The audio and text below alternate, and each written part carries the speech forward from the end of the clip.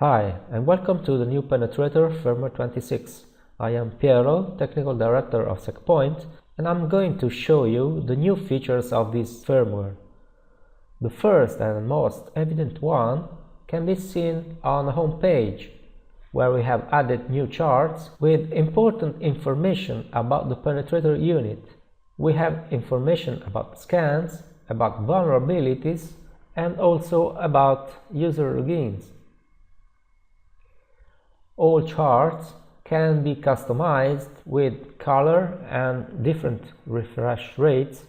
Here in the statistics menu we can go to the home page charts and enable or disable one or more charts and customize background and foreground color.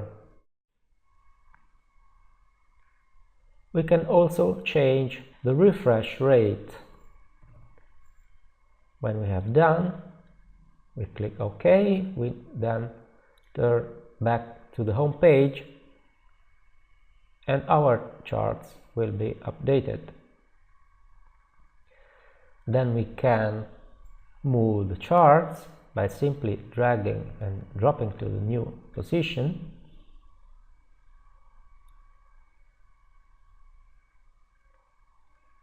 Or minimize a chart by clicking on this minimize button. On multi-user Penetrator units, each user will only see the information about its scans, and admin users will see information about all users in the system. Another important change has been done to the firmware update, which has undergone a total redesign. If we go to the firmware update and we start a new firmware update, we shall see that the user interface has been improved. A second progress bar has been added to trace the current module being installed. Then the new version number is displayed on screen and the release notes are displayed on screen as well. Moreover, the whole update process has been reviewed and made more robust. In fact, in case of interruption of the process, the system will automatically detect the interruption and will suggest us to resume. The new firmware update is able to resume from the last save checkpoint. We can click here if we want to resume, and the system will automatically start from the last checkpoint. To get closer to vulnerability scanning, we can say that we have added two more scan profiles, the HIPAA compliance scan and the PCI DSS preparation for web applications. Of course, we will find those two profiles when we start a new vulnerability scan. Then when we add some target IPs, if we open the list of available profiles, we will find the PCI DSS and the HIPAA here. The HIPAA profile will perform a scan on the requested target to assess compatibility with the HIPAA security regulations. This vulnerability scan should be considered as part of the HIPAA Security Risk Analysis Assessment, better known as SRA. The PCI DSS preparation for web applications instead is a vulnerability scan designed to prepare for a PCI DSS certification. It won't provide a certification but will provide important information about vulnerabilities that could potentially cause the PCI DSS certification to fail.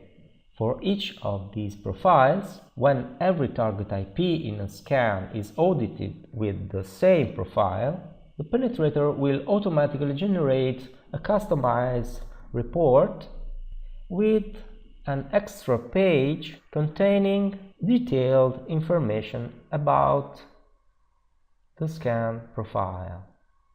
For example, here we have the information for PCI DSS, and here we have the list of checks that the penetrator has performed. Now I shall rapidly describe some of the remaining features that we have added to this new penetrator.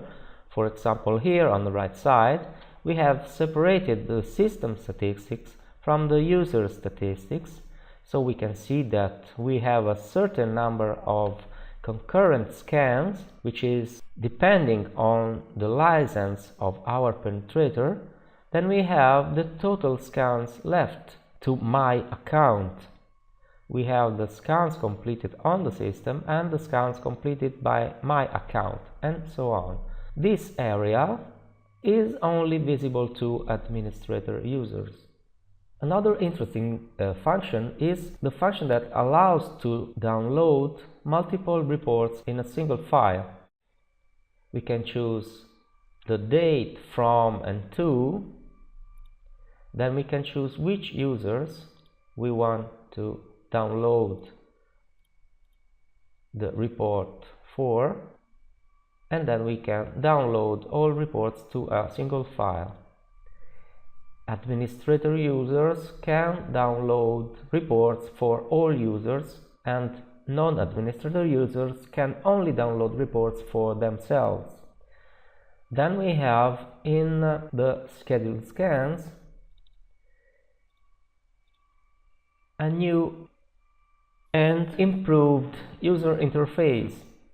In fact, we have in the same page all the available options, and we have also added a new quarterly option that easily allows to choose one of these 3 quarters.